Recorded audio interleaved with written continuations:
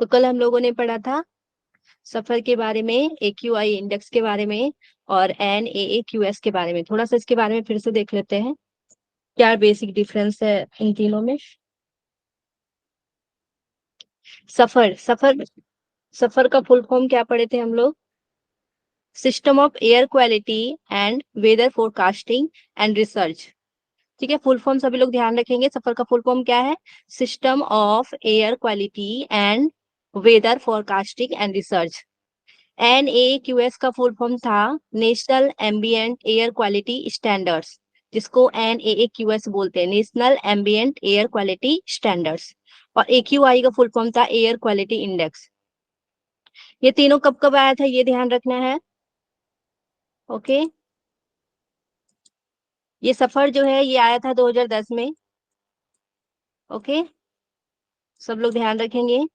उसके बाद जो नेशनल जो है एम्बिएंट एयर क्वालिटी इंडेक्स जो है ये आया था 2009 में आया था। ओके, इसको ध्यान रखेंगे। उसके बाद जो एयर क्वालिटी इंडेक्स जो है ये कब आया था? तो ये 2014 में आया था, स्वच्छ भारत अभियान के तहत। ओके, इन तीनों का ध्यान रखेंगे। आगे देखते हैं हम लोग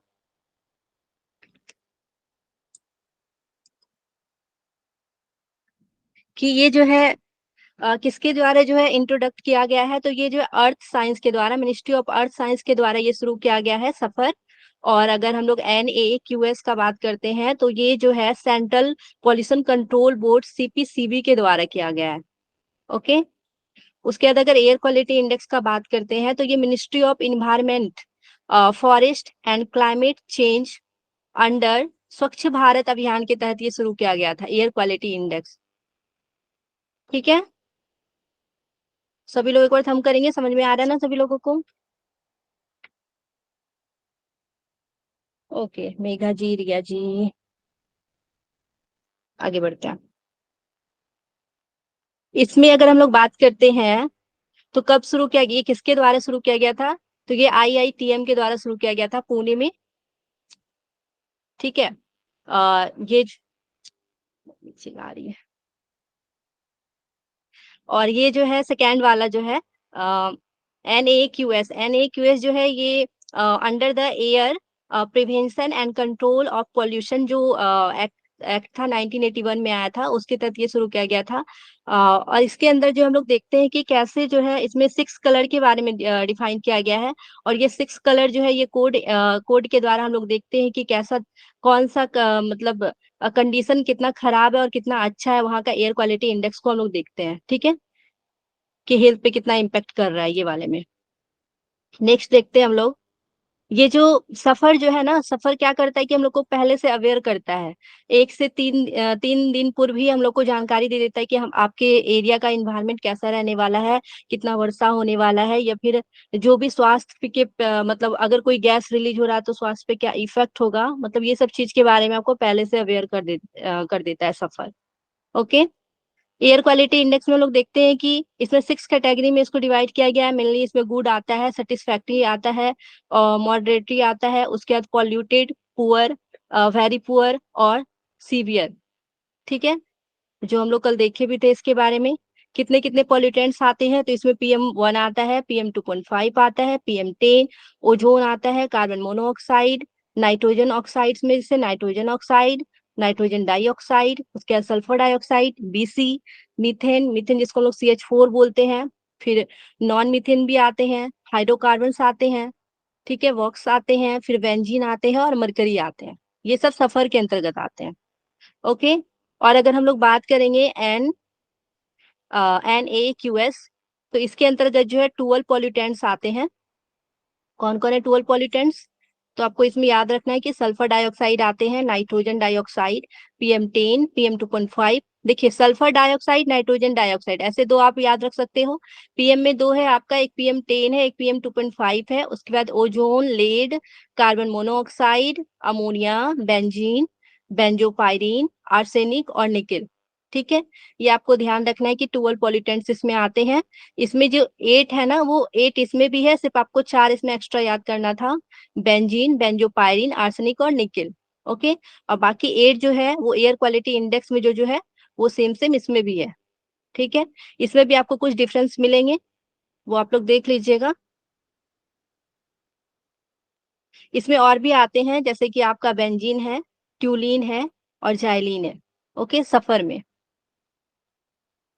इसमें बताया जाता है कि यूवी रेडिएशन है, रेनफॉल कब होने वाला है, कैसा टेम्परेचर रहने वाला है, ठीक है, ह्यूमिडिटी, फिर विंड का स्पीड कैसा रहने वाला है, विंड का डायरेक्शन किस साइड रहेगा, सोलर रेडिएशन जो है कितना पड़ेगा, ये सब चीज के बारे में ये पहले से बताता है सफर।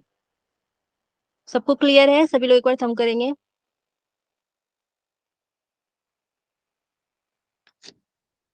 ओके श्वेता जी, पूनम जी। मैम एक क्वेश्चन है। हाँ बोलिए। वो जो अभी आपने बताए ना अभी इससे पहले, जिसमें रेन हम्म वगैरह स्पीड स्पीड जो भी है, विंड स्पीड, हम्म। तो इसके बेस पे मतलब वो हम्म। पता करते हैं ना, हाँ, यूवी इसके बेस पे पता रेडिएशन। करते हैं। हाँ, इसके बेस हाँ। वही पूछ रही, इसके बेस पे पता चलता है ना, क्योंकि वो पहले बताता है तो इसी के हाँ। बेस पे बताएगा ना। Yes yes. Okay okay. ये हम लोगों ने पहले देख लिया था, एयर क्वालिटी इंडेक्स में अच्छा कब रहता है, जब 0 से 5 के बीच रहता है, उसका कलर कैसा रहता है, तो ग्रीन रहता है। ठीक है, ये ध्यान रखेंगे हम लोग। ठीक है, उसके बाद जो है संतोषजनक स्थिति कब रहता है, सेटिस्फैक्ट्री जो है, तो ये 51 से लेके अगर 100 तक रहेगा, यानी कि हल्का हरा इसका कलर रहता है। ओके, उसके बाद अगर सामान्य प्रदूषित का बात करते हैं, मॉडरेट लेवल का बात करते हैं, 100 से अगर 200 के बीच है, तो उसका कलर कैसा डिफाइन किया जाएगा, तो येलो रहेगा। ठीक है, उसके बाद अगर हम लोग खराब का बात करते हैं, पुअर, सबसे खराब जब स्थिति होता है, उस समय जो है 200 201 से लेके 300 के बीच होता है, उसका कलर क्या होता है, नारंगी। ये आप लोग कलर भी याद रखिएगा, कलर से रिलेटेड भी क्वेश्चन पूछ लिया जाता है। उसके बाद अगर सबसे ज्यादा खराब है, वेरी पुअर अगर रहेगा, तो उस समय जो है कैसा रहेगा आपका एयर क्वालिटी इंडेक्स, तो 301 से लेके 400 के बीच, यानी कि उसका कलर रेड रहेगा। ठीक है, ऐसे भी रेड खतरा का निशान होता है, तो सबसे खराब आप लोग याद रखिएगा कि उसका कलर क्या रहेगा, रेड रहेगा। ठीक है, उससे थोड़ा ऊपर जाइएगा तो नारंगी याद रखिएगा। उसके बाद पीला, येलो कलर, फिर ग्रीन, हल्का वाला ग्रीन, और सबसे अच्छा रहता है, आपको पता है कि जब आपका इन्वायरमेंट साफ सुथरा रहता है तो उस समय ग्रीन है। ठीक है, आगे बढ़ते हैं।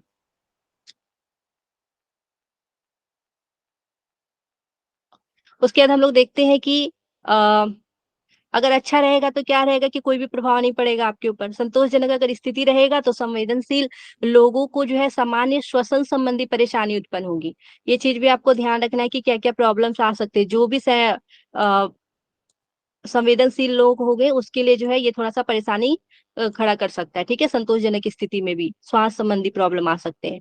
अगर हम लोग बात करते हैं 101 से 200 के बीच, तो जिन लोगों को फेफड़े संबंधी बीमारी होती है, ठीक है, जिसको भी लंग संबंधी जो भी प्रॉब्लम्स आएंगे, जैसे कि अस्थमा अगर जिसको है, तो उन्हें जो है सांस संबंधी परेशानी जो है हो सकती है।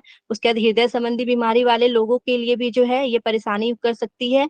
बच्चे और बूढ़ों को भी ये परेशान कर सकती है, अगर आपका एयर क्वालिटी इंडेक्स 101 से एक 200 के बीच रहेगा तो।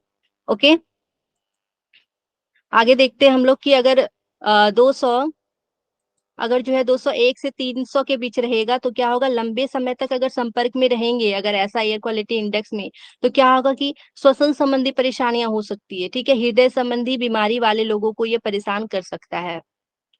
ठीक है, सबसे खराब स्थिति का बात करते हैं, 301 से 400 के बीच में रहता है।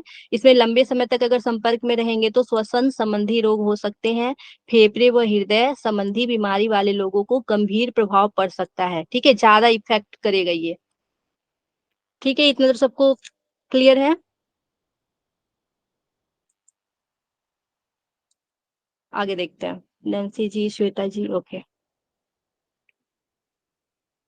अब हम लोग देखते हैं कि हम लोगों ने पढ़ा था एयर पोल्यूशन के बारे में, तो कौन कौन से चीज, कौन कौन से गैस है उसके अंतर्गत आते हैं, उसके बारे में हम लोगों ने देखा था। तो अभी हम लोग देखेंगे कि कौन कौन से गैस है और उसका क्या क्या हम लोग के ऊपर जो है इफेक्ट पड़ता है, उसके बारे में देखेंगे। ओके, देखिए सबसे पहले क्या है, कार्बन मोनोऑक्साइड, सीओ जिसको हम लोग बोलते हैं, ये क्या करता है, आपको पता है कि हमारे रक्त में ये आसानी से घुल जाता है, बहुत जल्दी इसमें घुलने का हीमोग्लोबिन के साथ जो है घुलने का बहुत ज्यादा इसमें ललाहित रहता है ये हीमोग्लोबिन के साथ घुलने के लिए, और बहुत जल्दी घुल जाता है, पता भी नहीं चलता है। इसको हम लोग स्वीट पॉइजन के नाम से भी जानते हैं, कार्बन मोनोऑक्साइड को। और जो रक्त में जो हीमोग्लोबिन में विषैले पदार्थ कार्बन कार्बोक्सी हीमोग्लोबिन, एग्जाम में एक क्वेश्चन आया था कि कार्बन मोनोऑक्साइड जो है अगर हीमोग्लोबिन में यानी कि रक्त में अगर जाके घुलता है तो वो क्या बनाता है, तो कार्बोक्सी हीमोग्लोबिन बनाता है। ये आप लोग याद रखिएगा, एक क्वेश्चन आया था प्रीवियस ईयर क्वेश्चन में, आप लोग को करवाएंगे भी, उसमें देखिएगा। ठीक है, और भी इससे बहुत सारी व्याधियां, बहुत सारी जो है बीमारी उत्पन्न होती है। अगर हम लोग क्लोरीन का बात करते हैं तो क्लोरीन से क्या होता है, आंख, नाक और गले में जलन होता है। ठीक है, आंखों में सूजन तथा खांसी जैसी बीमारी जो है हो सकती है क्लोरीन की वजह से। अगर धूलकण बात करते हैं, पीएम के बारे में पढ़े थे ना, पार्टिकुलेट मैटर के बारे में, उससे क्या क्या होती है, उससे एलर्जी होगी, सांस संबंधी जो है रोग हो जाएंगे। रेत की अधिकता से जो है सिलिकोसिस नामक रोग हो जाता है। सिलिका जो होता है, सिलिका का कण रहता है इसमें, अगर वो जो है आपके शरीर में ज्यादा जाएगा तो क्या करेगा, आपके फेफड़े को जो है, फेफड़े का कैंसर उत्पन्न कर देगा ये। ओके। अगर एस्बेस्टस का कण का बात करते हैं तो एस्बेस्टस नामक इससे रोग हो जाता है। ठीक है, आगे देखते हैं हम लोग।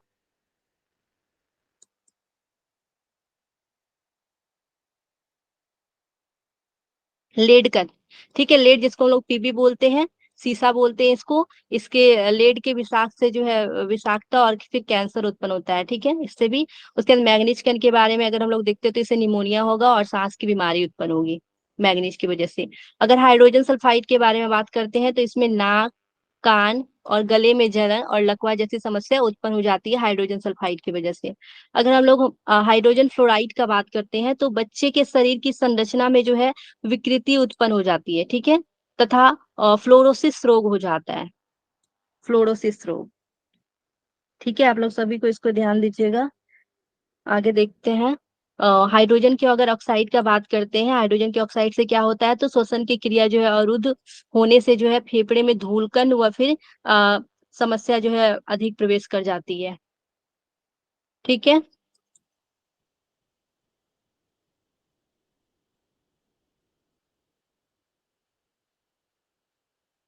अब यहाँ देखिए फॉस्जीन क्या लिखा हुआ है, फॉस्जीन, ये फॉस्जीन क्या होता है, सुनने में भी अटपटा लग रहा है, मैं भी पहली बार सुनी, बताती हूँ मैं इसके बारे में।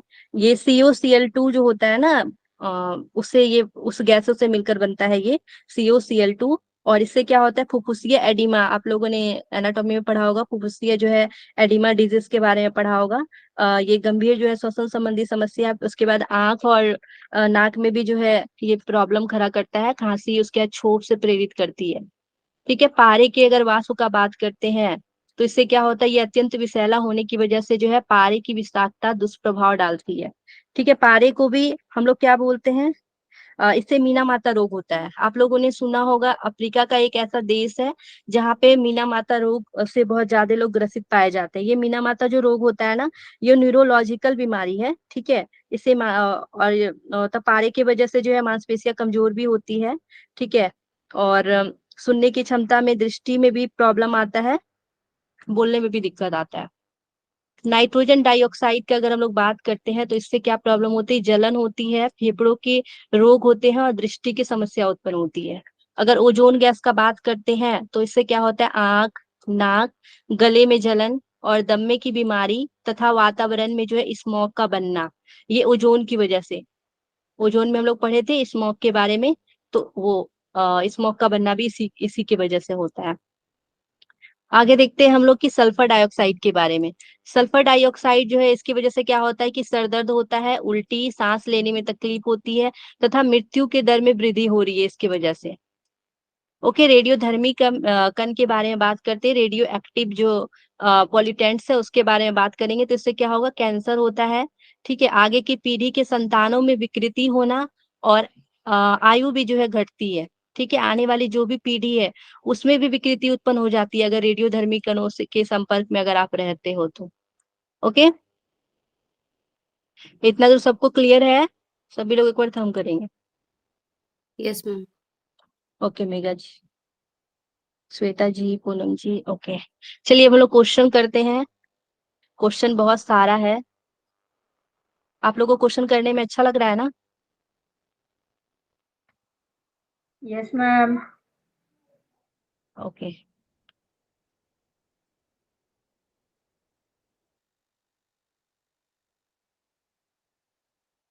अरेंज करने में ही थोड़ा दिक्कत आ रहा है मेरे को।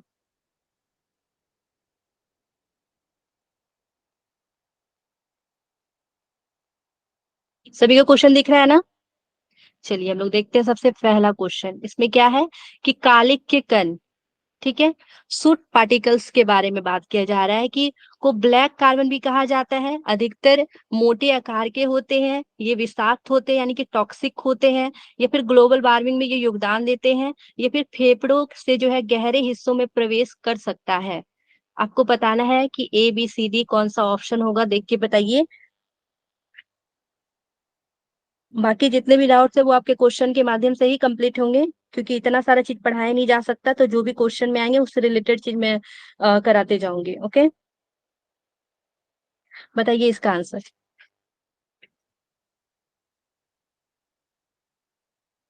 ACDE। Option C. C option option C. में ACDE। हाँ, ऑप्शन क्या बोल रहे हो? C option. C option. C, okay. Okay, सही है, सबका ऑप्शन सही है, सी। सी में क्या है, पहला कि वो ब्लैक कार्बन भी इसको बोला जाता है, ब्लैक कार्बन भी बोला जाता है। उसके बाद क्या है, ये टॉक्सिक है। और डी में ग्लोबल वार्मिंग में ये योगदान देता है। और ये क्या है, फेफड़ों के गहरे हिस्सों में प्रवेश कर सकता है। ओके, और ये अधिकतर मोटे आकार के नहीं होते हैं, क्योंकि मोटे आकार के होंगे मतलब मोटे आकार का यहाँ कोई मतलब ही नहीं बनता है, ठीक है, तो इसलिए ये आंसर नहीं होगा। आगे बढ़ते हैं।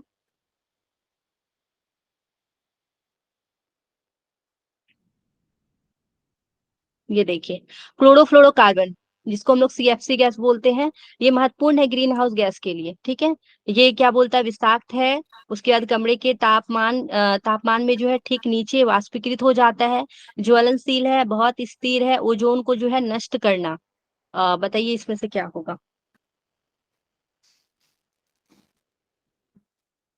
BDE। C option. Option A. Option A, और कोई बताइए।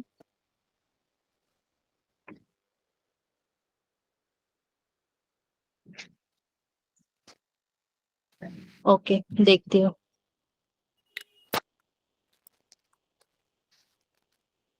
सी ऑप्शन है। सी होना चाहिए। Okay, C option. इसका आंसर जो है, और कोई बताइए।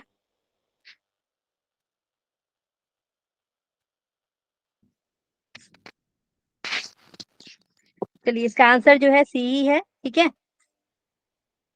देखते हैं हम लोग। तो सी में क्या दिया हुआ है, बी। बी में क्या लिखा है, सबसे पहले कि कमरे के तापमान के ठीक नीचे वाष्पीकृत हो जाता है, ग्रीन हाउस गैस क्लोरोफ्लोरोकार्बन के बारे में बोला जा रहा है, ठीक है।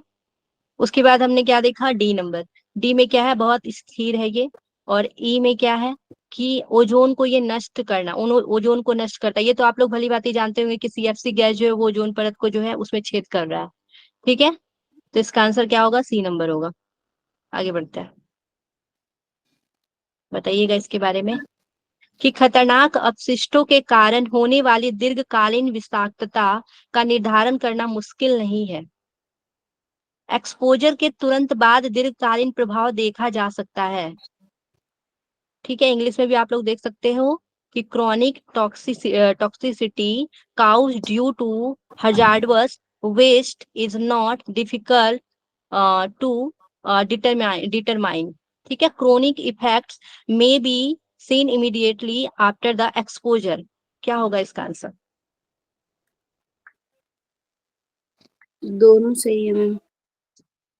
ए ऑप्शन। पहला ओके, सही है, दूसरा गलत है। क्रॉनिक तुरंत नहीं होते दूसरा हैं। गलत है, फर्स्ट सही। पहला सही है। ओके, और कोई बताइए। दोनों गलत है। दोनों गलत है।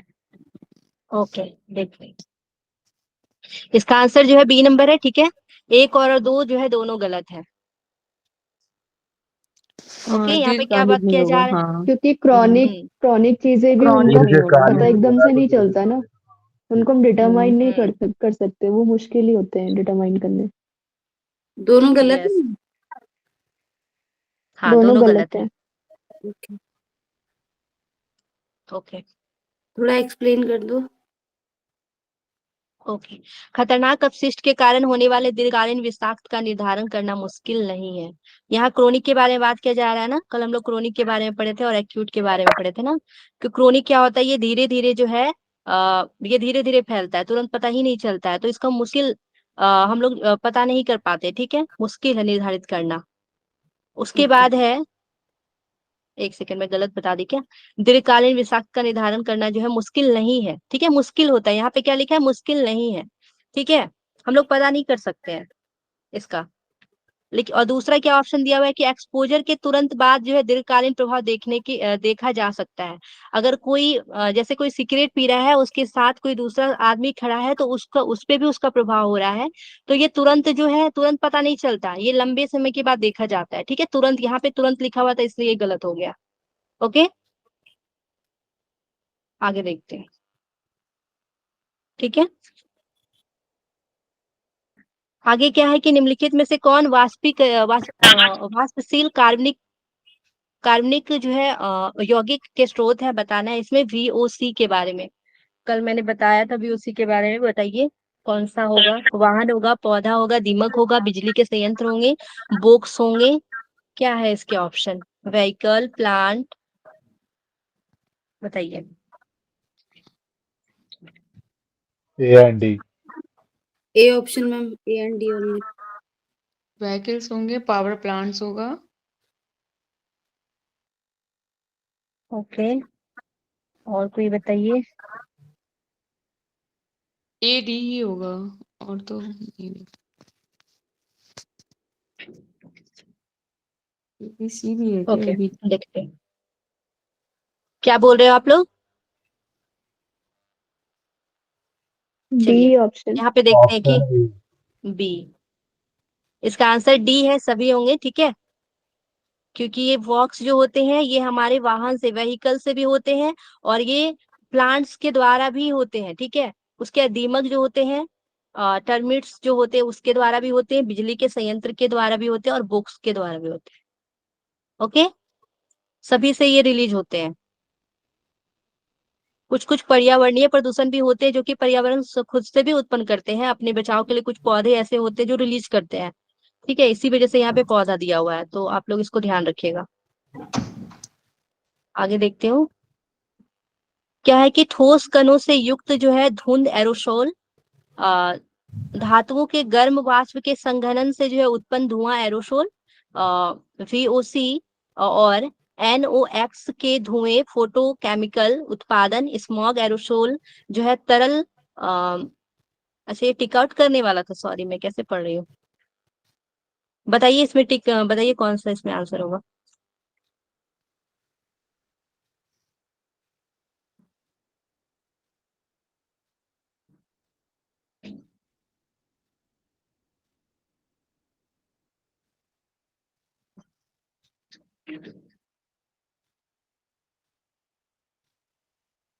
बताइए। स्मोक होगा फर्स्ट, ठोस कणों से युक्त धुंध एरोसोल।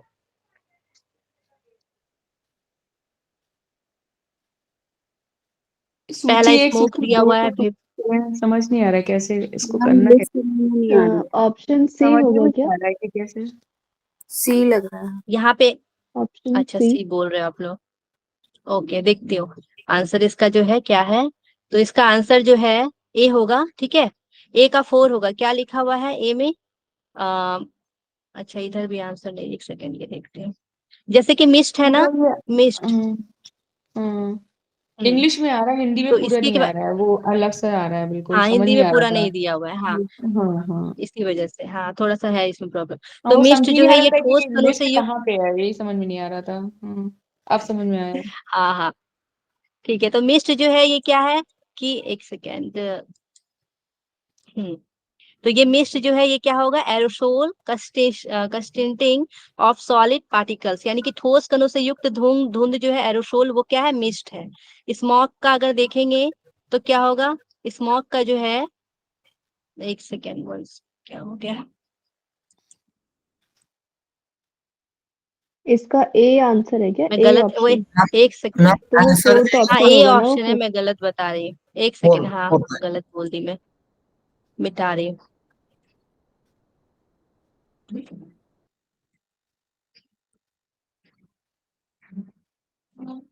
ठीक है, पहला का आंसर जो होगा वो क्या होगा, 4 नंबर होगा। ठीक है, 4 में क्या दिया हुआ, 4 में क्या दिया गया है कि स्मॉग जो होता है वो एरोसोल तरल बूंदों से मिलकर बनता है।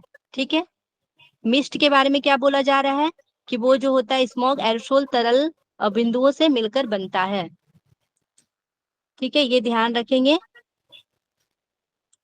क्यों नहीं हो पा रहा है पता नहीं।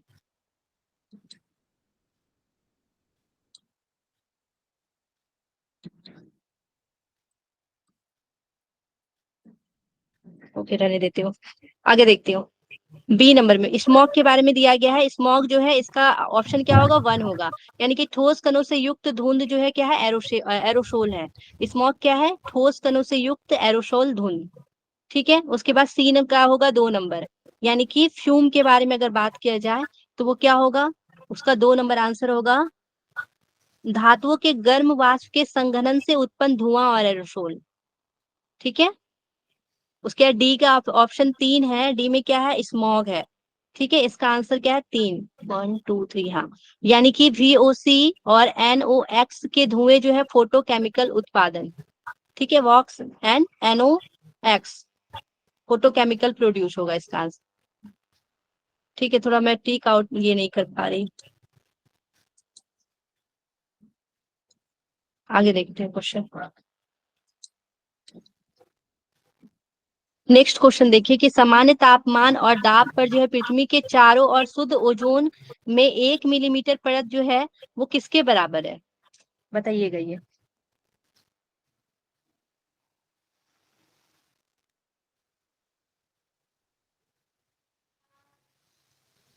इसके बारे में बताइएगा।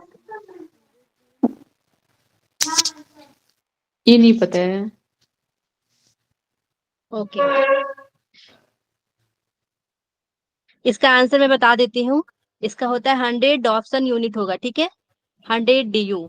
सामान्य तापमान और दबाव पर जो है पृथ्वी के चारों ओर शुद्ध ओजोन गैस के जो है 1 मिलीमीटर परत किसके बराबर होता है, तो 100 डॉप्सन यूनिट के बराबर होता है।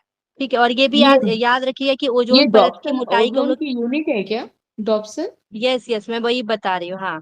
तो ओके डॉप्सन जो होता है ये क्या है, ओजोन की नापने की यूनिट है, ये आप लोग याद रखिएगा। ओके। नेक्स्ट क्वेश्चन है कि पूर्व औद्योगिक काल में जो है वायुमंडल में कार्बन डाइऑक्साइड सांद्रता में प्रतिशत वृद्धि लगभग है, कितना 55 परसेंट है, 55%, 50, 74 या फिर 62, बताइए। 55 मैम। पूर्व औद्योगिक काल से वायुमंडल में कार्बन डाइऑक्साइड सांद्रता में वृद्धि लगभग है। यानी कि पहले की तुलना में, अगर जिस समय औद्योगिक क्रांति शुरू हुआ था उसकी तुलना में अगर अभी का बात किया जाए तो कितने परसेंट की बढ़ोतरी हुई है वो बताना है आपको। हम्म।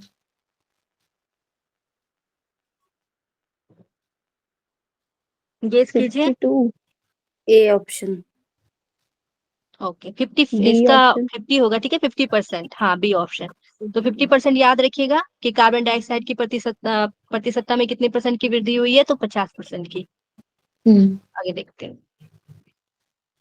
भारत में ध्वनि प्रदूषण जो है विनियमन और नियंत्रण यानी कि नियमों के अनुसार रात के समय रात 10 बजे से 6 बजे तक शैक्षणिक संस्थानों में शोर जो है इससे अधिक नहीं होना चाहिए। कितने से अधिक नहीं होना चाहिए वो बताना है। 40 decibel. 40 option decibel. Option D. Option इसमें ABCD करके आपको बताना है।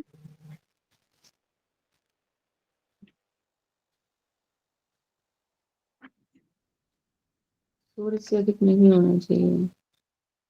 BCD में। BCD। बी नंबर ऑप्शन क्या बोल रहे हो, बी या फिर ए, ऐसे करके बताइए। Option D. D option. Okay, इसका ऑप्शन बी है। ठीक है, क्या क्या आएंगे इसमें, तो ए है यानी कि 35 डेसिबल, बी में अभी हम लोग इसके बारे में पढ़ेंगे, नॉइस पोल्यूशन के बारे में हम लोग पढ़े नहीं है, इसी वजह से थोड़ा प्रॉब्लम आ रहा है आप लोगों को। अभी पढ़ेंगे तो क्लियर हो जाएगा, आगे आगे इसको उसी के बारे में पढ़ाऊंगी मैं। तो यहाँ पे बी नंबर इसका आंसर याद रखिएगा कि इसमें क्या क्या आएंगे, 35 डेसिबल, उसके बाद 40 डेसिबल, और क्या है सी में यानी कि 45 डेसिबल, और ई यानी कि 50 डेसिबल, सभी आ जाएंगे। यानी कि 30 to 50 आप लोग याद रख सकते हो। ओके, आगे देखिए। स्थिर वायुमंडलीय परिस्थितियां जो है मदद करती है।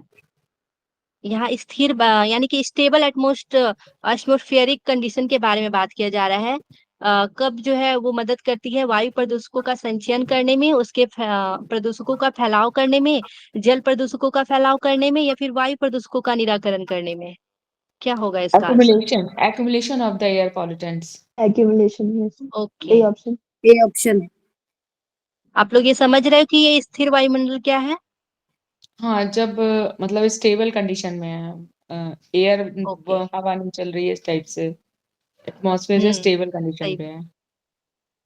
हाँ, जब ऐसा स्थिति रहेगा कि एटमॉस्फेयर जो है वो स्टेबल कंडीशन में है, तो फिर क्या होता है कि कोई भी तूफान वगैरह नहीं आ रहे होते, तो जो भी पॉल्यूटेंट्स है वो ज्यादा फैलते नहीं है। ठीक है, इसी वजह से यहाँ पे क्या होगा, इसका वायु प्रदूषक का संचयन करता है। ठीक है, accumulation of air pollution pollutants. ठीक है, समझ गए सब लोग? हम्म यस। ओके, आगे देखते हैं।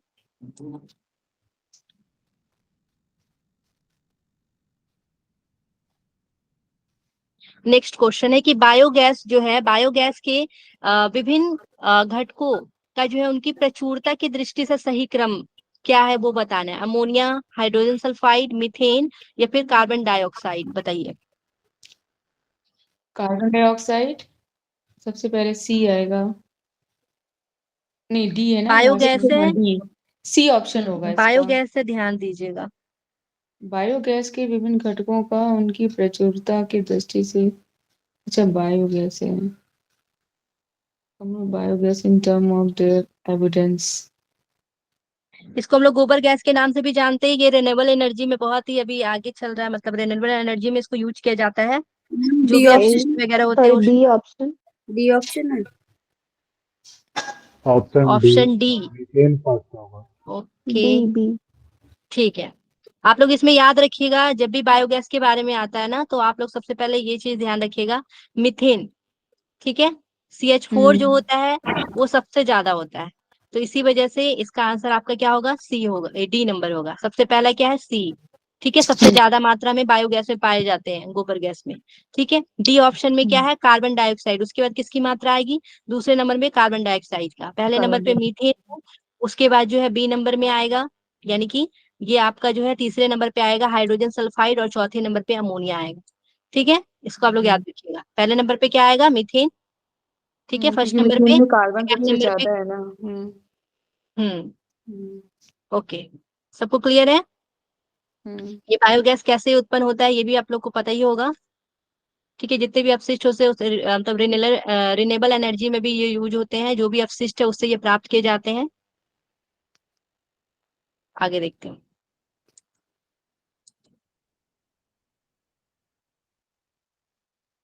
यहाँ पे देखिए क्या है कि वायुमंडलीय स्थिरता जो है महत्वपूर्ण है, क्योंकि ये जो है प्रदूषकों की वायुमंडल में लंबवत रूप से फैलने की क्षमता निर्धारित करती है। नेक्स्ट है कि भारत में, कथन दूसरा, कि भारत में गर्मी के मौसम में वातावरण आमतौर पर स्थिर रहता है। बताइए कौन सा ऑप्शन होगा? दूसरा तो गलत है। Option second. D option. Okay, पहला गलत बोल रहे हो और दूसरा जो है वो दूसरा सत्य है। सही है, ऑप्शन डी। चलिए लेकिन मैं बताती हूँ। मुझे तो दूसरा भी गलत लग रहा है। मौसम में बात आमतौर पर स्थिर कहाँ रहता है। ये आप सही सोच रहे हो। शायद चलिए, ये आप अभी मानसून में भी स्टेबल। रहता है। दोनों ही हाँ, गलत। दोनों ही गलत है। ओके, दोनों गलत है।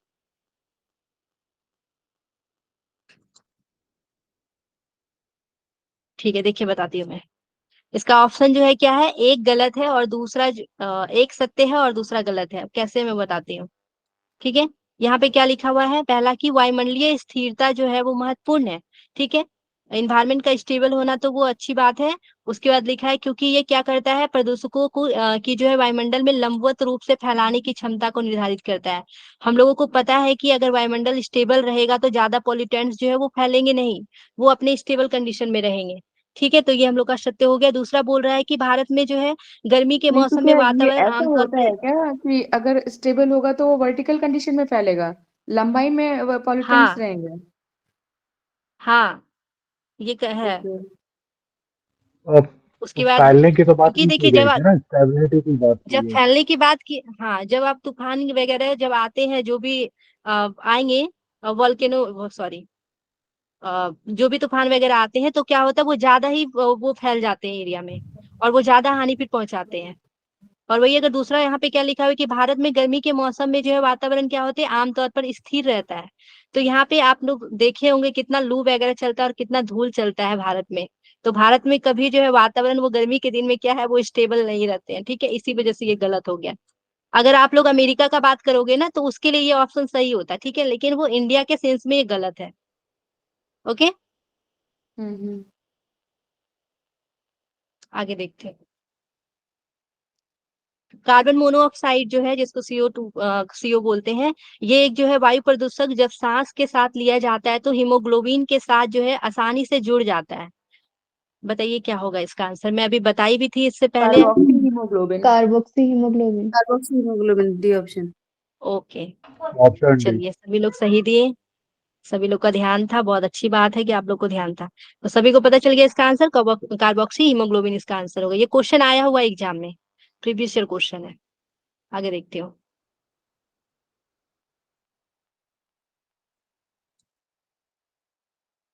अब बताइएगा निम्नलिखित में से प्राकृतिक ग्रीन हाउस गैस कौन से हैं, CO2, H2O, CH4, O3, CFC, ठीक है। बताइए इसमें से ABCD करके ऑप्शन देना है। ग्रीन हाउस गैस CFC है। हम्म, और बताइए। कार्बन ये डाइऑक्साइड है। वाटर भी है, जल वाष्प भी है। मीथेन भी है। Okay, B. मीथेन भी है। मीथेन कार्बन भी है। Methane dioxide. भी है, मीथेन भी है। मीथेन भी है, ओजोन ओजोन भी भी है, था। ओजोन भी है। ओजोन भी है, सब है, सब ऑप्शन में है। अब ऑप्शन बताइए, नहीं, ओजोन नहीं तो है। आप लोग को बोल के ठीक। मैम वाटर नहीं है। वाटर तो होते हैं। वाटर होते हैं, ओजोन नहीं होता है, मीथेन तो है। ओके, हाँ मीथेन भी होंगे। तो ये आपका ऑप्शन क्या होगा, ऑप्शन ए होगा, ठीक है, ए नंबर में, यानी कि कार्बन डाइऑक्साइड। और सबसे ज्यादा आप लोग को पता भी था ना कि ग्रीन हाउस गैस में सबसे ज्यादा जिम्मेदार कौन से गैस होते हैं, तो कार्बन कार्बन डाइऑक्साइड ही डाइऑक्साइड। होते हैं, ठीक है। Carbon dioxide. हम्म हम्म। और दूसरा क्या हम लोगों ने पढ़ा था, जलवाष्प भी होते हैं, ठीक है, जिसको H2O बोलते हैं। उसके बाद फिर क्या है, मीथेन भी है इसमें। और डी नंबर, एक सेकेंड, ए ऑप्शन है ना, नहीं ओजोन भी नहीं, डी आते हैं। ऑप्शन होगा, डी। एक सेकेंड, बी, हाँ डी ऑप्शन वो मैम गलत ओजोन भी निकली, एक होती सेकेंड। है ना? ओजोन नहीं होंगे इसमें, ओजोन ओजोन नहीं होंगे, हाँ नहीं। ओके। ओजोन नहीं होंगे, मैं गलत लगा दी, एक सेकेंड। तो इसमें जो है ओजोन को छोड़ के जो है सभी होगा, क्योंकि CFC गैस में भी मैं बताई थी, 3-4 CFC गैस का नाम भी दिया हुआ था, कल मैं पिक्चर में भी दिखाई थी हाँ, इसको, ठीक है। तो क्लोरोफ्लोरोकार्बन, ओजोन को छोड़ के जो है, हाइड्रोक्लोरोकार्बन, परफ्लोरोक्लोरोकार्बन, ओके इसे वेरी बोलते नाइस। हैं। हम्म, ओके, तो इसका डी इसका ऑप्शन आंसर क्या होगा, ए, डी। डी। ओके, आगे बढ़ते हैं।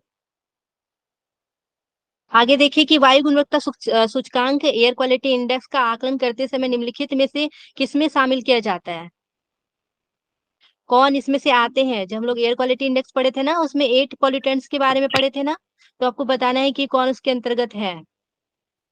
Nitrogen NO2, oxide. Nitrogen nitrogen NO2, oxide है। Nitrogen dioxide. डाइऑक्साइड। ओके, हाँ, नाइट्रोजन तो इसका डाइऑक्साइड। आंसर क्या होगा, हाँ डाई ऑक्साइड ही होगा इसका आंसर, बी ठीक है, option. Nitrogen dioxide, B number. Okay, sulphur dioxide भी हम लोगों ने पढ़ा था, नाइट्रोजन डाइऑक्साइड भी पढ़ा था, PM10, PM2.5 के बारे में भी पढ़ा था, ठीक है। आगे बढ़ते हैं।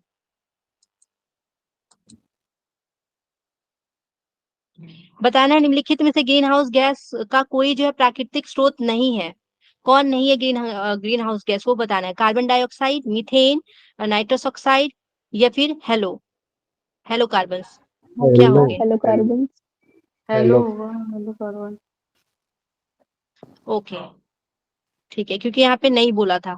तो हम लोग को पता है कि क्या क्या आते हैं, कार्बन डाइऑक्साइड आते हैं, मीथेन भी आते हैं और नाइट्रस ऑक्साइड भी आते हैं, जबकि हेलो कार्बन वही हेलो कार्बन नहीं होंगे। ठीक है, आगे देखते हैं।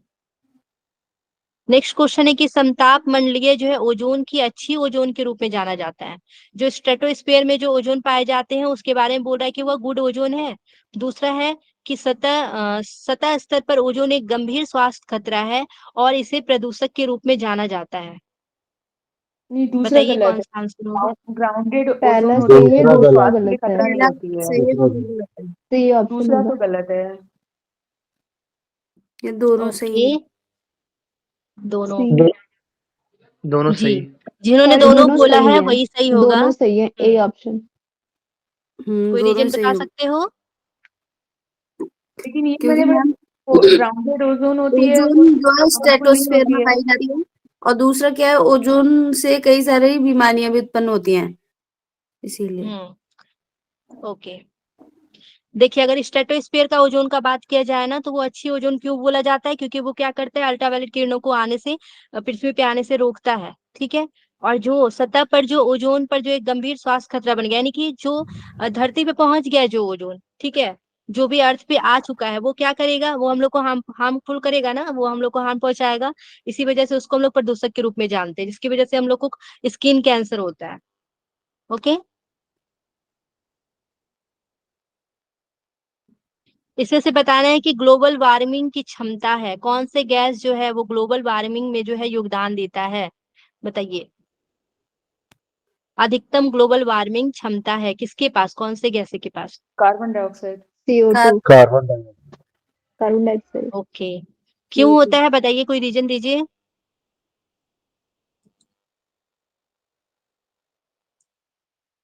क्योंकि जो ये हम लोग का ओजोन सन गैस। से जो रेज आती हैं उनकी वेवलेंथ कम होती है, वो अंदर तो आने देती है, लेकिन फिर वो बाहर नहीं निकल पाती है एटमॉस्फेरिक लेयर से, ओके, वो वहीं पे हाँ। कंफाइंड हो जाती है अर्थ में। आपको पता है कि, हाँ सही बोल रही हो आप। यहाँ पे क्या बोला जा रहा है ग्लोबल वार्मिंग के बारे में, हम लोग को पता है कि ग्लोबल वार्मिंग जो है ओजोन गैस के बारे में भी हम लोग पढ़े थे ना, तो उसी से रिलेटेड है। और हम लोग को पता है कि टेम्परेचर जो है, ग्लोबल वार्मिंग का मतलब क्या है कि हमारे पृथ्वी का टेम्परेचर जो है वो बढ़ जाना। ठीक है, और ओजोन गैस क्या करता है ना, हमारे जो कार्बन डाइऑक्साइड है वो हमारे अर्थ को गर्म रखता है ना। तो ग्लोबल वार्मिंग जो है, ग्लोबल बहुत ज्यादा अगर ओजोन गैस का, या तो फिर ग्लोबल वार्मिंग की वजह से क्या हो जाए कि वो क्या हो जाता है कि हमारा टेम्परेचर जो है, अर्थ का टेम्परेचर बहुत ज्यादा बढ़ जा रहा है। तो कार्बन डाइऑक्साइड जो है इसमें जिम्मेदार है, ये याद रखना है। आगे बढ़ते हैं।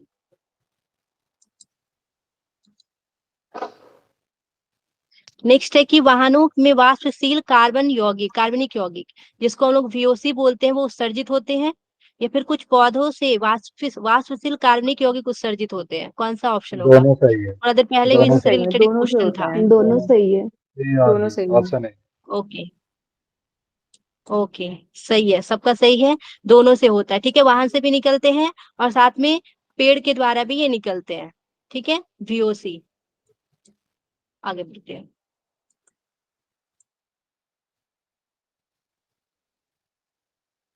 कल ये वाला क्वेश्चन शायद हो गया था।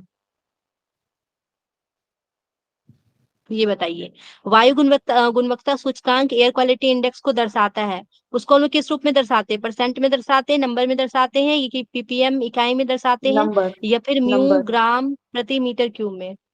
Number. Micro. Number. Okay, numbers में। नंबर्स में। इसका आंसर होगा परसेंटेज में। ओके, प्रतिशत में दर्शाते हैं एयर क्वालिटी इंडेक्स को। मुझे ऐसा लग रहा है नंबर पढ़ा था मैंने, वो पढ़ते ना 1 से लेके 50 नंबर, फिर 51 हाँ से हाँ लेके 100, तो नंबर हुआ शायद इसका।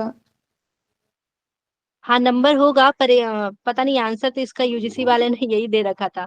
और मैं परसेंटेज तो ऐसे सही, आप सही बोल रही हो, थोड़ा इसको देखना पड़ेगा क्योंकि मेरे को। ठीक देखिए है, भाई, लेकिन हमेशा ये जो इसका देखते आंसर। हैं हम लोग तो नंबर में ही होते हैं मोस्टली। 300 ओके, 400 तक होता है ना, 1 से लेके हाँ, 400 तक 400 जो तक हाँ जो हाँ, दिखाया 400। जाता है ना पॉल्यूटेंट, PM2.5, यही सब तो होता है AQI में ना। हाँ हाँ, सही बोल रहे हो आप लोग। ओके, इसका आंसर ऐसे दिया हुआ था प्रतिशत में, लेकिन मैं देख लूंगी थोड़ा, ठीक है। इसमें थोड़ा डाउट हो रहा है, नंबर तो सब लोग सही बोल रहे हैं, मुझे भी सही लग रहा है। आगे देखते हैं। ये हम लोग का कंप्लीट हो गया क्वेश्चन, और भी क्वेश्चन आएंगे, अभी पहले ये वाटर पोल्यूशन पढ़ूंगी। टाइम, ठीक है, वाटर पोल्यूशन हम लोग शुरू करते हैं। वाटर पोल्यूशन,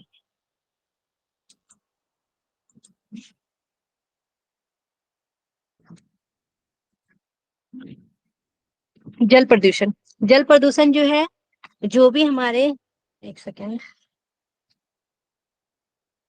हम्म, एरो कहाँ चला गया। हम्म, जल प्रदूषण जो है, पानी में जो भी वांछित पदार्थ होते हैं ना, उसके मिलावट से, ठीक है, आ, जो भी सब्सटेंस वगैरह होते हैं ना, उसके वजह से क्या करता है, वो पानी में मिल जाता है। और हम लोग उसी को वो क्या क्या होते हैं, जैसे कि कार्बनिक हो गए, अकार्बनिक पदार्थ हो गए, या फिर जैविक है, रेडियोलॉजिकल और गर्मी, ठीक है। पानी की गुणवत्ता में जो है उस बिंदु तक जो है कम कर देता है पानी की गुणवत्ता को, जिसकी वजह से क्या हो जाता है, वायु जो है वो पॉल्यूशन के शिकार हो जाता है, ठीक है। वाटर पॉल्यूशन हो जाता है इसकी वजह से।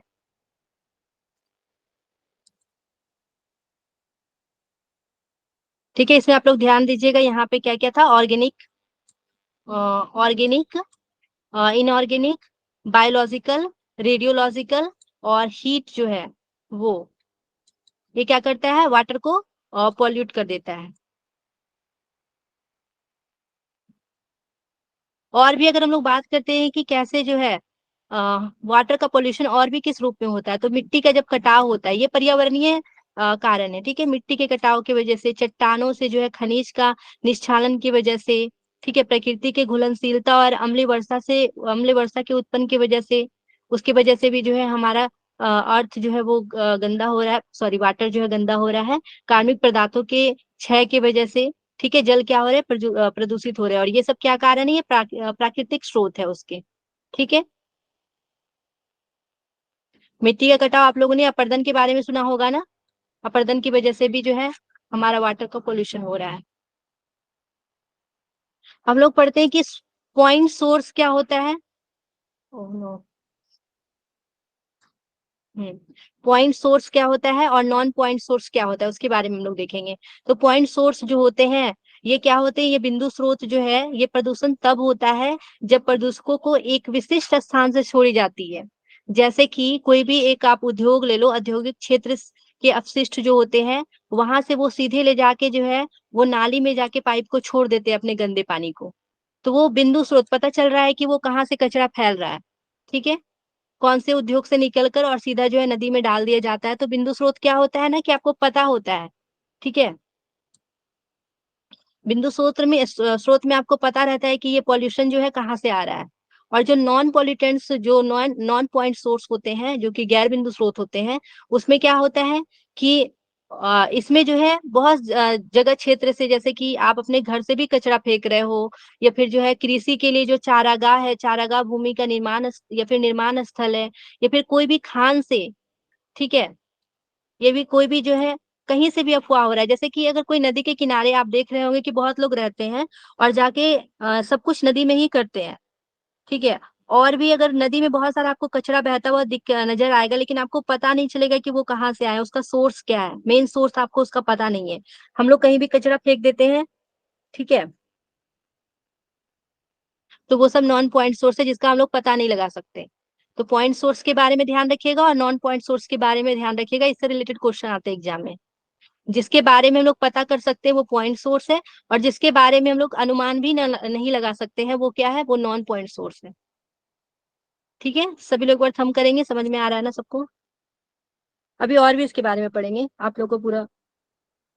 ओके, शालिनी जी, पूनम जी, श्वेता जी, ठीक है। अब देखिए क्या लिखा हुआ है कि जल प्रदूषण जो है केवल सतह तक ही सीमित नहीं है। जल प्रदूषण जो है केवल सतह तक ही नहीं है, बल्कि ये भूजल, समुद्र और महासागर में भी फैल गए हैं, ठीक है। हमारे महासागर भी, वो भी क्या हो गए हैं, इसके पोल्यूशन के शिकार है। साथ में हमारा भूजल, समुद्र भी, वो भी इसके शिकार है। अब हम लोग देखते हैं कि निपटान की प्रकृति के अनुसार जो है हम लोग इसको दो पार्ट में बांटते हैं।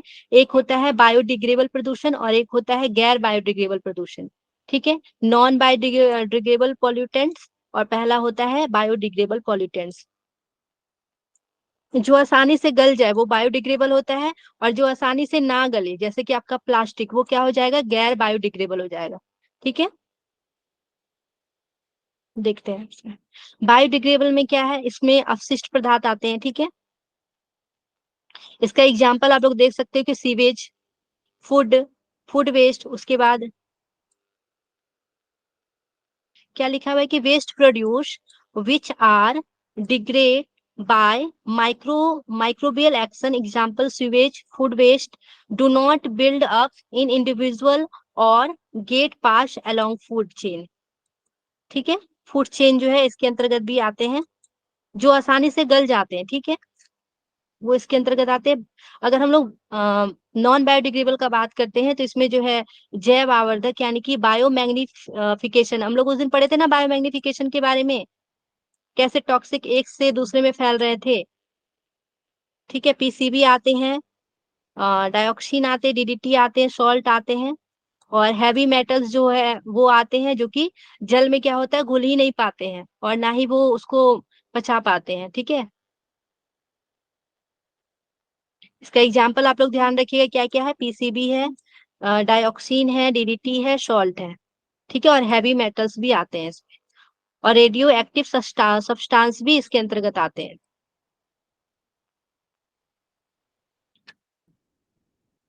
अब हम लोग देखते हैं वही गैर बिंदु स्रोत के बारे में और बिंदु स्रोत के बारे में, अभी हम लोगों ने पढ़ा था उसी के बारे में थोड़ा डीप से जानेंगे।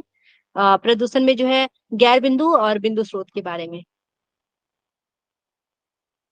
ये देखिए आप लोग, पिक्चर अच्छे से दिख रहा है सबको।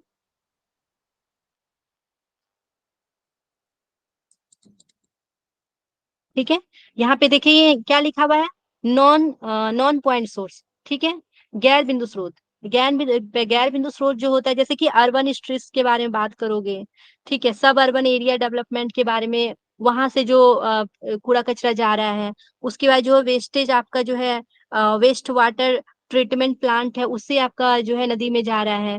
फिर आप यहाँ देखोगे क्रॉप प्लांट्स के से जो भी गंदगी है वो हो गया।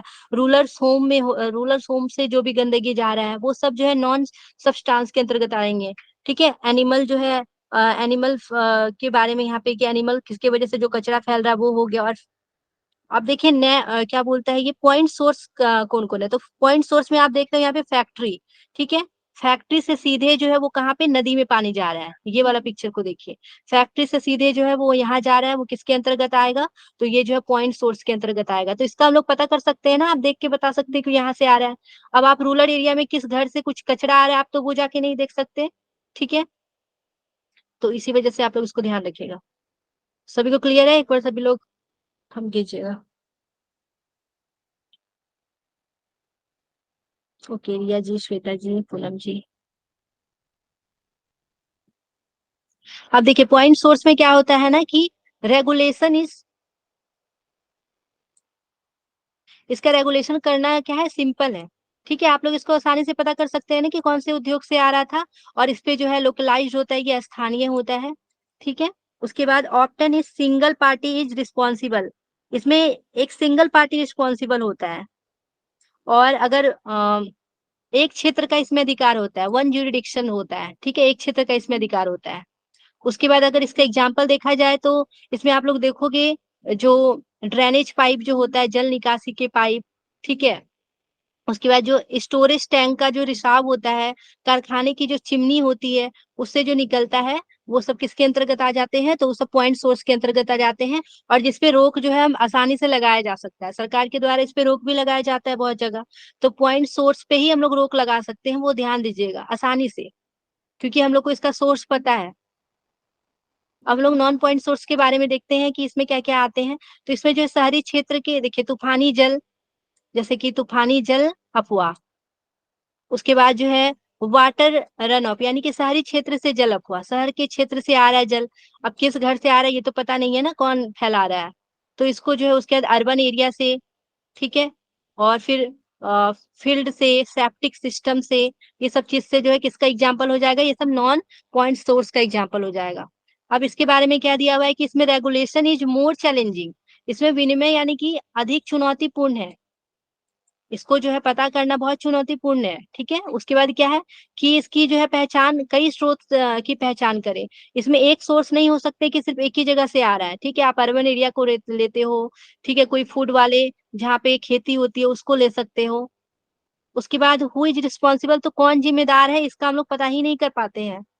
ठीक है, और जो है डिफरेंट लीगल जुरिडिक्शन, यानी कि विभिन्न जो है कानूनी क्षेत्र अधिकार इसमें आते हैं, केवल एक नहीं, इससे विभिन्न जो है बहुत सारा क्षेत्र से मिलकर ये बनता है, पॉल्यूशन फैलाते हैं ये। उसके बाद लार्जर स्केल जो है इंटरवेंशन, यानी कि बड़े पैमाने पे ये हस्तक्षेप करते हैं। ठीक है, उसके बाद है इसका एग्जाम्पल क्या क्या आ जाएगा, तो एग्रीकल्चर जो है रन ऑफ है, यानी कि कृषि अफवाह हो गया। उसके बाद व्हीकल जो है, व्हीकल यानी कि वाहन का निकास। उसके बाद जो है इंडस्ट्रियल इमिशन, यानी कि औद्योगिक उत्सर्जन की वजह से। ये सब किसका एग्जाम्पल है, तो ये सब जो है नॉन पॉइंट सोर्स के एग्जाम्पल है। ठीक है, सभी को क्लियर है, सभी लोग एक बार हम करेंगे।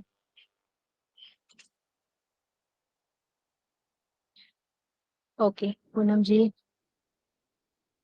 शालिनी जी, आगे बढ़ते हैं। अब हम लोग देखते हैं कि काउज ऑफ वाटर पॉल्यूशन, क्या क्या कारण है वाटर पॉल्यूशन के। तो सीवेज वाटर के बारे में, सबके बारे में डीपली से पढ़ेंगे। अभी यहाँ पे हम लोग ओवरव्यू देख लेते हैं कि सीवेज वाटर जो है वो वाटर पॉल्यूशन में जो है उसका कारण है। उसके बाद इंडस्ट्रियल वेस्टेज हो गए, एग्रीकल्चर फैक्टर्स आते हैं। ठीक है, पेस्टिसाइड्स इंक्लूड आते हैं। उसके बाद है dissolve oxygen, biological oxygen demand. उसके बाद केमिकल ऑक्सीजन डिमांड के बारे में पढ़ेंगे।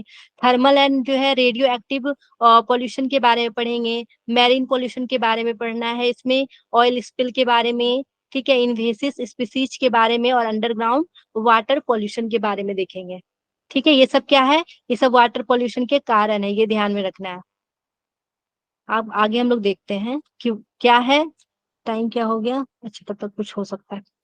तो सीवेज का पानी के बारे में देखते हैं कि सीवेज का पानी जो होता है ना, वो पानी में जो है घरों और व्यवसायों से निकलने वाले डिस्चार्ज शामिल होते हैं इसमें। ठीक है, आपको तो देखना है कि सीवेज जो है कहाँ कहाँ से आ रहा है सीवेज के पानी। इसमें जो है मानव और पशु का मलमूत्र, खाद्य अवशेष, सफाई एजेंट, डिटर्जेंट और अन्य दूषित पदार्थ इसमें पाए जाते हैं। कई रोगजन जो है सूक्ष्म जीव घरेलू और अस्पताल के सीवेज में पाए जा सकते हैं ये। तो ये सीवेज के हो गए, सीवेज की वजह से जो है वाटर का पॉल्यूशन हो रहा है। उसके बाद हम लोग देखते हैं इंडस्ट्रियल वेस्टेज में क्या क्या आते हैं। तो पेट्रोलियम जो है, कागज निर्माण, धातु निष्कर्षण और प्रसंस्करण, रासायनिक निर्माण और अन्य जैसे उद्योगों के से जो है अपशिष्ट जल का निर्माण, जो कि अक्सर जहरीले पदार्थ होते हैं, जो कि ये क्या बोलते हैं, वाटर को पॉल्यूशन कर रहे हैं। उसके बाद विशेष रूप से भारी धातु। ठीक है, और इसमें क्या क्या आ जाते हैं, जिसका घनत्व जो है, इसमें कैडमियम आ जाते हैं, तांबा, सीसा, आर्सेनिक, विभिन्न प्रकार के जो है कार्बनिक यौगिक भी आ जाते हैं, जो कि जल को प्रदूषित कर रहे हैं औद्योगिक अपशिष्ट के अंतर्गत। ये ध्यान रखना है आप लोगों को। एग्रीकल्चर, अगर हम लोग एग्रीकल्चर फैक्टर्स के बारे में देखते हैं, तो एग्रीकल्चर से क्या क्या जो है निकलते हैं, जिसकी वजह से हमारा वाटर जो है वो प्रदूषित हो रहा है। तो नाइट्रेट्स, फास्फेट, अमोनिया और अन्य पोषक तत्व के साथ साथ जहरीले धातु, ठीक है, कार्बनिक यौगिक जैसे जो है घुलित लवण कृषि अफवाह में पाए जाते हैं। नेक्स्ट है कि उर्वरक जो है पौधे के पोषक तत्व जैसे कि नाइट्रोजन, फास्फोरस और पोटेशियम से भरपूर होते हैं। तो ये भी जो है क्या कर रहे हैं, वाटर को पॉल्यूशन कर रहे हैं। अतिरिक्त उर्वरक जो है भोजन में अतिरिक्त उर्वरक जो है भोजन में वो साथ से जो है पानी में मिल सकते हैं। एक सेकंड, यहाँ पे कुछ गलत लिखा गया है। ठीक है, तो अगर ज्यादा हम लोग उर्वरक का भी प्रयोग करते हैं तो वो भी क्या करता है, वो भी हमारा जो है वाटर को प्रदूषित करता है। उसके बाद है डिजॉल्व ऑक्सीजन। अभी हम लोग इससे रिलेटेड तीन चीज पढ़ेंगे। डीओ के बारे में पढ़ेंगे, जिसको हम लोग बोलते हैं डिजॉल्व ऑक्सीजन। ठीक है, घुलित ऑक्सीजन के बारे में। उसके बाद हम लोग पढ़ेंगे बायोलॉजिकल ऑक्सीजन डिमांड के बारे में, और फिर हम लोग देखेंगे केमिकल ऑक्सीजन डिमांड। इससे रिलेटेड एग्जाम में क्वेश्चन आते हैं, तो इस पे ध्यान देना थोड़ा।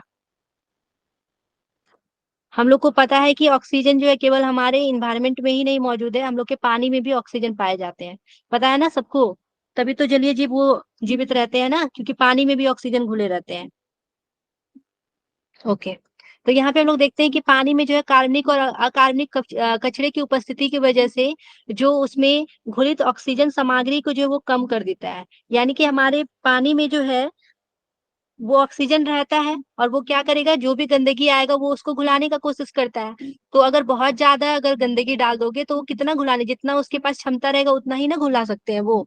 तो इसकी वजह से क्या होता है, जितना घुला पाते घुला लेते हैं, बाकी वो पानी पूरा ही क्या हो जाता है, पूरी तरह से प्रदूषित हो जाता है। जितना उसका क्षमता होता है उतना ही वो कर पाते हैं।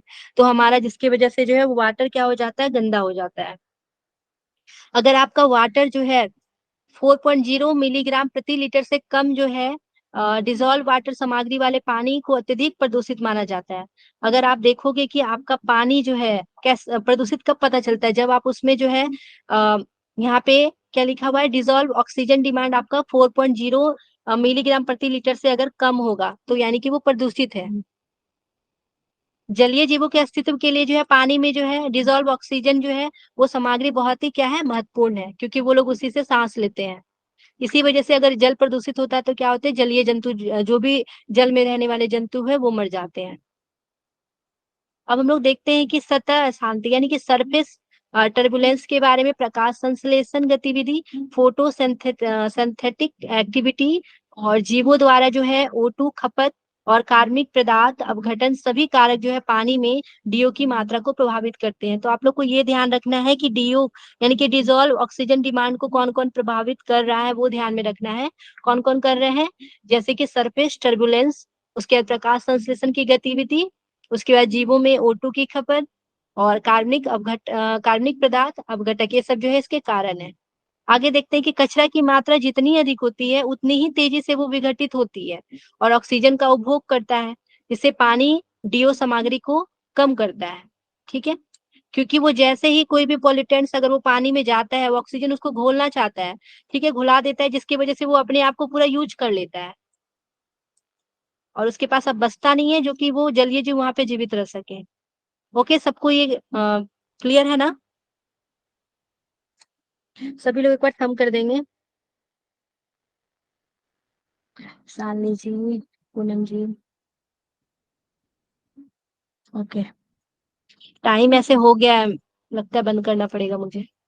ऐसे और भी है, इसके बाद बहुत सारा क्वेश्चन भी है और सब इम्पोर्टेंट चीज है, कुछ मैम छोड़ भी नहीं सकते हैं। हाँ मैम सर की क्लास नहीं होने वाली है, सर की क्लास नहीं होने वाली है, करवा सकते हैं। क्या? सर की क्लास नहीं होने वाली है। ओ, तो मैं करवा लूं क्या? हाँ आप कंप्लीट आप करवा लोग को अगर सकते करने का, ओके, मैं आज कंप्लीट कर देती हूँ। कोई दिक्कत तो नहीं है ना किसी को? किसी को घूमने तो नहीं जाना ना, आज सरस्वती पूजा है।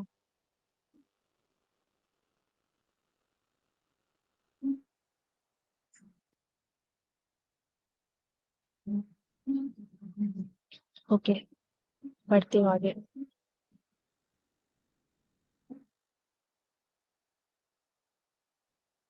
तो हम लोग डिजोल्व ऑक्सीजन के बारे में पढ़ लिए हैं, अब आगे बढ़ते हैं। आगे हम लोग पढ़ेंगे बायोलॉजिकल ऑक्सीजन डिमांड, जिसको बीओडी के नाम से जानते हैं। एग्जाम में सीधे बीओडी करके भी दे देता है, इसका जो है फुल फॉर्म भी पूछ लेता है। इसको जो है जैविक ऑक्सीजन की मांग बोलते हैं।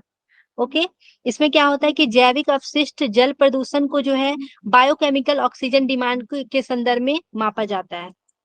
ठीक है, ये एक मापने की यूनिट है, वो ध्यान रखना है। बायोलॉजिकल ऑक्सीजन डिमांड इसको बोलते हैं। बीओडी जो है पानी में कार्बनिक कचरे को विघटित करने के लिए बैक्टीरिया द्वारा जो है आवश्यक घुलित ऑक्सीजन की मात्रा है और इसमें जो है प्रति लीटर पानी में मिलीग्राम में मापा जाता है। ये भी आप लोग को ध्यान रखना है कैसे मापा जाता है, तो प्रति लीटर पानी में मिलीग्राम में इसको मापा जाता है। ओके, ये आप लोग को ध्यान में रखना है और ये भी ध्यान रखना है कि इसमें कौन से आते हैं कचरे, तो कार्बनिक कचरे आते हैं। ठीक है, कार्बनिक वाले। अब हम लोग देखते हैं केमिकल ऑक्सीजन डिमांड के बारे में, जिसको सीओडी बोलते हैं। ये रासायनिक ऑक्सीजन की मांग के बारे में बताता है कि सीओडी जो है केमिकल ऑक्सीजन डिमांड पानी में प्रदूषण भर को मापने के लिए थोड़ा बेहतर तरीका है, यानी कि बीओडी से जो है ये बेहतर है। ठीक है, एग्जाम में क्वेश्चन आता है कि सबसे बेहतर कौन है, तो बीओडी और सीओडी में तुलना करने के लिए आएगा, तो सीओडी जो होता है इसका मापने के लिए अच्छा तरीका है ऑक्सीजन डिमांड को मापने के लिए। ओके, सीओडी जो है कार्बनिक यानी कि बायोडिग्रेडेबल और गैर बायोडिग्रेडेबल, कार्बनिक और सॉरी डिग्रेडेबल और बायोडिग्रेडेबल, और जो है ऑक्सीडाइजेबल यानी कि कार्बनिक यौगिक। अकार्बनिक यौगिक को पानी के नमूनों में प्रति मिलियन भागों में ऑक्सीकरण करने के लिए जो है आवश्यक ऑक्सीजन की मात्रा को मापता है। तो इसमें आप लोग ध्यान रखिएगा क्या बात किया जा रहा है, अकार्बनिक। इसमें कार्बनिक और अकार्बनिक दोनों आ जाते हैं, ठीक है। जबकि बीओडी में हम लोगों ने पढ़ा था केवल कार्बनिक के बारे में, तो इससे रिलेटेड भी क्वेश्चन रहते हैं, ये थोड़ा ध्यान दीजिएगा। ठीक है, सबको क्लियर है? थम करेंगे एक बार सभी लोग। ओके, रिया, बिश जी, पूनम जी, सालनी जी, ठीक है, आगे बढ़ते हैं। हम लोग देखते हैं थर्मल और रेडिएशन पॉल्यूशन के बारे में, थर्मल और विकिरण प्रदूषण के बारे में। ये भी हमारा जल को प्रदूषित करता है। थर्मल और परमाणु ऊर्जा संयंत्र, साथ ही रासायनिक और अन्य उद्योग जो है ठंडा करने के लिए जो है बहुत सारे पानी का उपयोग करते हैं, और इस्तेमाल किए गए गर्म पानी को नदियों में क्या करते हैं, नदी और नालों या फिर महासागर में छोड़ देते हैं। आप लोग को पता है कि जो भी थर्मल और फिर विकिरण वाला जो होता है ना, इसमें जो भी काम होता है पानी का यूज तो करते हैं, और जो पानी होता है वो बहुत गर्म होता है, वो पानी को सीधे क्या करते हैं, सीधे जो है वो नदी नालों में या फिर महासागर में गिरा देते हैं, जिसकी वजह से उस पानी का जो टेम्परेचर होता है वो तो नॉर्मल रहता है ना, और जैसे ही उसमें गर्म जाता है तो वो क्या करेगा, पानी को हानि पहुंचाएगा। इसी वजह से ये भी वाटर को क्या करते हैं, प्रदूषित करते हैं। अब जैसे यहाँ पे आप लोग देख लो कि गर्म पानी के निर्वहन को प्राप्त जो है पानी का तापमान परिवेश के पानी से 10 से 15 डिग्री सेल्सियस अधिक हो सकता है। इसे तापीय प्रदूषण कहते हैं, ठीक है।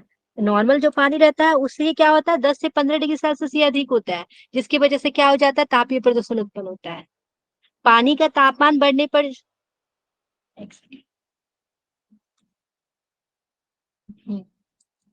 पानी का तापमान बढ़ने पर जो है पानी में घुली ऑक्सीजन जो है कम हो जाती है। अगर पानी का तापमान बढ़ जाता है तो क्या होगा, पानी में जो है बायोलॉजी ऑक्सीजन जो डिमांड है वो क्या हो जाता है, कम हो जाता है। जलीय जीव जो होता है वो स्थलीय जीवों के विपरीत अपने वातावरण की स्थिति, ठीक है, समान तापमान के अनुकूल होती है, और तापमान में वृद्धि मछली एवं अन्य जलीय जीवों को क्या करती है, मार देती है। ठीक है, वो नॉर्मल जिस टेम्परेचर में उनका रहने का आदत है वो उसी टेम्परेचर में रह सकते हैं ना। अगर अचानक जो है गर्म पानी उसमें जाएगा तो उसका टेम्परेचर क्या होगा, डिसबैलेंस हो जाएगा, जिसकी वजह से जलीय जीव क्या हो जाएंगे, मारे जाएंगे। थर्मल प्रदूषण को जो है कम करने में सबसे प्रभावी तरीका में से जो एक है वो ठंडे पानी के तालाबों में जो है गर्म पानी जमा करना, और इसे किसी भी प्राप्त जल निकाय में छोड़ने से पहले जो है ठंडा होने देना। यानी कि अगर कोई भी थर्मल जो इंडस्ट्री है वो क्या करेंगे, सबसे पहले जो है उसको अपने तालाब में उसको ठंडा करेंगे, उसके बाद वो कोई भी नदी नाले या फिर जहां भी उसको डालना उसमें डालेंगे। ओके, हम लोग मैरीन पॉल्यूशन के बारे में देखेंगे, समुद्री प्रदूषण कैसे हो रहा है। तो सभी प्राकृतिक एवं मानव निर्मित प्रदूषण जो है अंततः महासागर में ही समाप्त हो जाते हैं। आपको पता है कि नदी नालों में जो भी चीज है वो लास्ट में कहाँ जाते हैं, तो वो महासागर में ही जाते हैं, ठीक है। उसके बाद तटीय शहरों और सीवेज और कचरे को भी जो है समुद्र में ही फेंक दिया जाता है। समुद्री प्रदूषण के अन्य स्रोतों में जो है तेल, ग्रीस, डिटर्जेंट, उसके बाद सीवेज कचरा और रेडियोधर्मी कचरे को भी जो है छोड़ दिया जाता है। रेडियोधर्मी कचरे के नेविगेशन, उसके बाद अपतटीय तेल खनन और तेल रिसाव के दौरान छोड़ दिया जाता है। आप लोगों ने ये सुना होगा ना कि तेल का जितना भी होता है ना, फैक्ट्री तेल निकालने का, वो सब आपका जल वाला एरिया में ही, महासागर से ही निकाले जाते हैं। और कभी कभी क्या हो जाता है, वो लीक हो जाता है। लीक हो जाने की वजह से पूरे महासागर के ऊपर जो है वो जल बैठ जाता है, सॉरी जल ऑयल बैठ जाता है, जिसकी वजह से वो क्या करता है, ऑक्सीजन जो है वो सही से जो है वो पानी में पहुंच नहीं पाता है, जिसकी वजह से जलीय जीवों को नुकसान होता है, ठीक है, तेल रिसाव की वजह से। हम लोग ऑयल स्पिल्स के बारे में पढ़ेंगे, वही तेल रिसाव के बारे में, कि तेल जो है डिजॉर्ट जल प्रदूषण में सबसे खतरनाक प्रकारों में से एक है। समुद्र में जो है समुद्र में टैंकों से जो है तेल रिसाव या जमीन पर भूमिगत भंडार टैंकों के रिसाव से जो है नियंत्रित करना बेहद मुश्किल होता है, क्योंकि तेल बहुत तेजी से फैलता है और कम समय में बड़े जो है क्षेत्र को प्रभावित करता है। भूमि पर जो है कच्चे तेल के पाइपलाइनों या फिर टैंकों के माध्यम से ले जाया जाता है, जो कि पूरी भूमि को दूषित कर सकता है, और कच्चे तेल को ये क्या करता है, उगल सकता है। आप लोग को पता होगा कि बहुत सारे जो है जितने भी तेल वगैरह ये सब जो है नीचे भूमिगत मार्ग से ही ले जाया जाता है। अगर एक पाइप किसी भी तरफ फट जाता है तो वो क्या करता है, वो भूमि को भी दूषित कर देता है। कच्चा तेल जो होता है वो पानी से जो है हल्का होता है, और यह सतह पर क्या करता है, तैरता है। और जिस तेजी से वो फैलने वाली आँच का, मतलब आपको पता है कि तेल जो है वो पानी से हल्का होता है, इसीलिए तेल हमेशा क्या होता है, पानी के ऊपर तैरता है। और जिसकी वजह से क्या होता है, अच्छे से पानी में ऑक्सीजन नहीं मिल पाता है और जलीय जीव जो है उसका नुकसान हो जाता है। समुद्र में तेल का रिसाव जो है पानी में ऑक्सीजन के स्तर को कम करता है और जो है जीवों को नुकसान पहुंचाता है। तेल जो है वातावरण और भूजल को भी दूषित करता है। ठीक है, इतना तो क्लियर है सबको। आगे हम लोग देखते हैं इन्वेसिव स्पीसीज के बारे में, आक्रामक उपजाति। ये क्या क्या होते हैं? जलकुंभी के बारे में आप लोगों ने सुना है या फिर देखा होगा किसी ने। इसको हम लोग बंगाल का आतंक के नाम से जानते हैं। ठीक है, ये एक खरपतवार है जो कि जल के ऊपर क्या होता है, पूरे जल में बहुत तेजी से ये फैल जाता है। आप लोग कभी देखे होंगे, आप लोग के इलाके में अगर कभी रोड वगैरह बन रहा होगा ना, तो आप लोगों ने देखा होगा कि जलकुंभी को उसके ऊपर रख दिया जाता है। मतलब रोड को पानी का जरूरत होता है ना जब रास्ते बनते हैं, तो ये पानी को सोख लेता है ना, इसी वजह से इसको जो है वहां पे यूज किया जाता है। हम लोग के इलाके में मैं बचपन में देखी हूँ तो मुझे कुछ याद है, शायद आपके इलाके में आप लोगों ने देखा होगा। तो मैम जलकुंभी एक जो है ये सवाल। क्या है, जलीय खर। हाँ बताइए। आपने बोला कि ऑयल को समुद्र से निकाला जाता है, थोड़ा आप बताएंगे कैसे? वो टैंक बड़े बड़े जो है इंडस्ट्री वहां लगते हैं, मुझे थोड़ा पता है कैसे निकालते हैं। क्योंकि मैम एक क्रूड ऑयल होता है, वो क्रूड ऑयल अलग होता हाँ, है, लेकिन समुद्र से ऑयल नहीं निकलता है, जहां तक के मतलब अभी वो तक के मैंने पेट्रोल जैसे देखा वगैरह, है और सुना है। पेट्रोल। मैम वो हाँ, मैं क्रूड भूल ऑयल से होता गलत है। बोल दी होंगी। अच्छा, ओके, मेरा बोलने का हाँ सेंस क्रूड वही ऑयल है, था। उसमें से बहुत ज्यादा रिप्यूरिफ, क्योंकि मैम जनरली ऑयल निकालना, क्योंकि जैसे पुंडलिक सर ने उस दिन बताया था, एक उदाहरण दिया था कि एक तिल रहता है, तिल को हम बहुत ज्यादा दबाव देते हैं तब उसमें से ऑयल निकालते हैं, तेल का ऑयल ओके।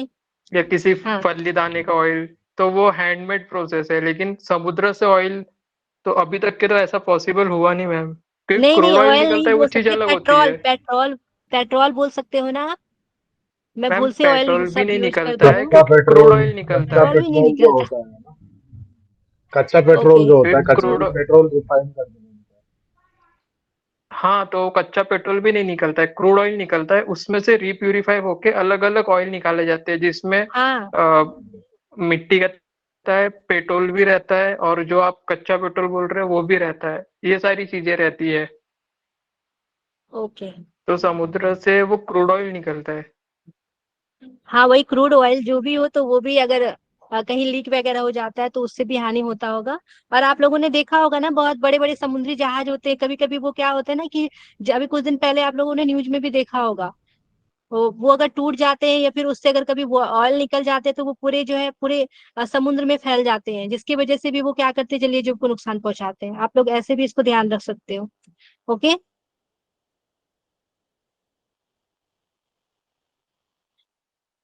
ओके, पढ़ती हूँ। इनवेसिव स्पीसीज के बारे में पढ़ रही थी, जलकुंभी के बारे में। ठीक है, इसको जलीय खरपतवार भी बोलते हैं, बंगाल का आतंक के नाम से जाना जाता है इसको। ये यूट्रोफिक जल निकाय में जो है प्रसार करते हैं, और जिससे जो है पारिस्थितिकी तंत्र में क्या होता है, असंतुलन पैदा होता है। ओके। यह जो है अपनी तीव्र वृद्धि की वजह से जो है प्रदूषित करके जल में जो है ठहराव का कारण बन जाते हैं। अगर ये जल में बहुत ज्यादा फैल जाते हैं तो क्या होता है कि जल जो है वो गति नहीं कर पाता है, जिसकी वजह से वो स्थिर हो जाता है, ठहराव आ जाता है उसमें। ठीक है, तो ये भी जल को प्रदूषित करते हैं, जलकुंभी। आगे भूमिगत जल के बारे में हम लोग देखते हैं, अंडरग्राउंड वाटर पॉल्यूशन के बारे में। भारत के कई हिस्सों में जो है औद्योगिक और नगर निगम के कचरे और अपशिष्ट जो है सीवेज चैनलों और कृषि से जो है वो भूमि को क्या करते हैं, दूषित कर रहे हैं। भारत के कई हिस्सों में जो है फ्लोराइड, यूरेनियम, भारी धातु और पोषक तत्व जैसे कि नाइट्रेट और फास्फेट आम प्रदूषण है। ठीक है, उसके बाद धातु के अगर देखते हैं धातु में कौन कौन सा, तो सीसा, पारा, कैडमियम, तांबा, क्रोमियम और निकेल, ये सभी पाए जाते हैं। और इन धातुओं में जो है जहरीले और कार्सोजेनिक होने की क्षमता होती है, जिसकी वजह से ये क्या करता है, पॉल्यूट मतलब प्रदूषण फैलाता है। हम लोग आर्सेनिक के बारे में देखते हैं। आप लोगों ने सुना होगा हमारे जो पश्चिम बंगाल वाले एरिया है, वहां के जल में आर्सेनिक की मात्रा बहुत ज्यादा पाया जाता है। ठीक है, तो भूमिगत जल में यमुना आर्सेनिक के जो है औद्योगिक और खदान के अभी जो रिसाव के साथ साथ ताप विद्युत संयंत्र में फ्लाई ऐश तालाबों के कारण हो सकता है। भारत में जो है बांग्लादेश, जिसको गंगा का डेल्टा जो क्षेत्र है भारत और बांग्लादेश में, लाखों लोग जो है अत्यधिक जहरीले खतरनाक प्रदूषण आर्सेनिक के उच्च स्तर से जो है वो दूषित भोजन के संपर्क में है। क्योंकि जितने भी जलीय जीव होंगे ना, अगर जल में आर्सेनिक की मात्रा अगर बहुत ज्यादा पाए जा रहा है, तो जलीय जीव में क्या होंगे, आर्सेनिक की मात्रा ज्यादा होंगे, जिसकी वजह से फिर हम लोग इफेक्टेड होंगे, जितने भी मानव जाति वो सब इफेक्टेड होंगे। लंबे समय तक अगर हम लोग आर्सेनिक के संपर्क में रहते हैं तो क्या होगा, ब्लैक फुट रोग हो जाता है। ठीक है, ब्लैक फुट रोग, या फिर डायरिया के साथ साथ जो है फेफड़े और त्वचा के कैंसर का कारण भी बन सकता है। ओके, ठीक है। हम लोग फ्लोराइड के बारे में देखते हैं कि पानी में जो है पीने के पानी में जो है अधिक मात्रा में फ्लोराइड से क्या होता है, न्यूरोमस्कुलर विकार उत्पन्न हो जाता है। ठीक है, गैस्ट्रो इंटेस्टाइनल समस्याएं, दांतों की विकृति, हड्डी का सख्त होना और जोड़ों में अकड़न और दर्द जो है स्केलेटल फोरोसिस हो जाता है। ठीक है, घुटनों में दर्द वगैरह आप लोगों ने सुना होगा। तो ये सब फ्लोराइड की वजह से होता है। अगर फ्लोराइड तो हम लोग के लिए जरूरी है, लेकिन अगर ज्यादा रहता है तो क्या करता है, हमारे दांत को जो है वो क्षय कर देता है।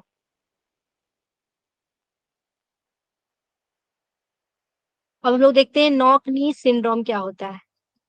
नॉक-नी सिंड्रोम की जो है विशेषता है कि ये हड्डियों और जोड़ों में जो है दर्द के साथ साथ घुटनों से जो है पैरों का बाहर की ओर झूलना, यानी कि क्या होता है कि घुटनों से पैर का जो है बाहर की ओर झूलना जो है, इसका सिम्टम्स में ये नजर आता है। अगर ज्यादा जो है फ्लोराइड युक्त अगर हम लोग पानी का सेवन करते हैं तो उससे जो है ये समस्या उत्पन्न हो जाती है, फोरोसिस नामक जो है रोग हो जाता है। सबको समझ में आ गया वाटर पॉल्यूशन? कंप्लीट हो गया वाटर पॉल्यूशन। सभी लोग एक बार थम करेंगे। बढ़िया जी, अच्छा। ओके, पूनम जी, कार्तिकेश्वर जी, आप लोग को पढ़ने का मन है ना? कोई दिक्कत तो नहीं है ना, मैं आगे पढ़ाऊं ध्वनि प्रदूषण के बारे में?